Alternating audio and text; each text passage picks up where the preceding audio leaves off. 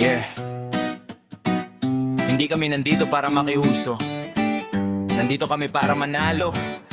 Kung pagod ka na sa pangakong walang patutunguhan, makinig ka. Galing sa wala, pangarap ang puhunan. Daming tumawa nung sinabi kong angat ako dyan. Hindi shortcut, walang magic na sikreto. Trabaho, disiplina, sistema, respeto. Sa mundong puro fake at maingay ang bibig, kailangan mo ng leader na tahimik pero solid. Hindi ka kinukuha para sumunod lang, basta tinuturuan kang tumayo. Maging leader sa sarili mo muna. Real winner, hindi lang pangalan. Real winner, direksyon ang galawan.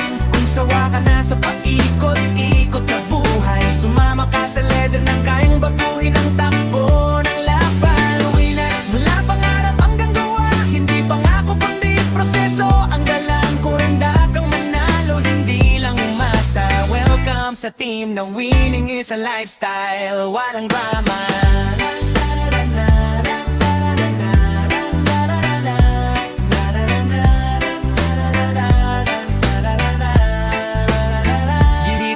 Sa tamad, klaro lang tayo. Kung gusto mo ng resulta, kailangan mo ng galaw.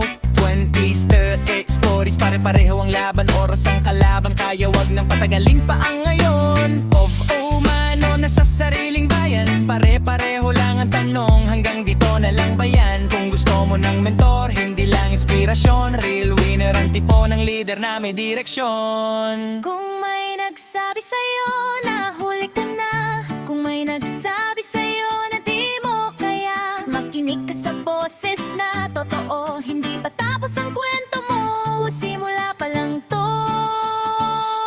Real winner, kasama sa laban. Hindi ka iiwan kahit mahirap ang daan. Kung handa kang magbago, hindi lang mangarap. Andito ang team na sasabay hanggang dulo ng laban. Kasama sa laban, hindi ka iiwan kahit mahirap ang daan. Kung handa kang magbago, hindi lang mangarap. Andito ang team na sasabay hanggang dulo ng laban.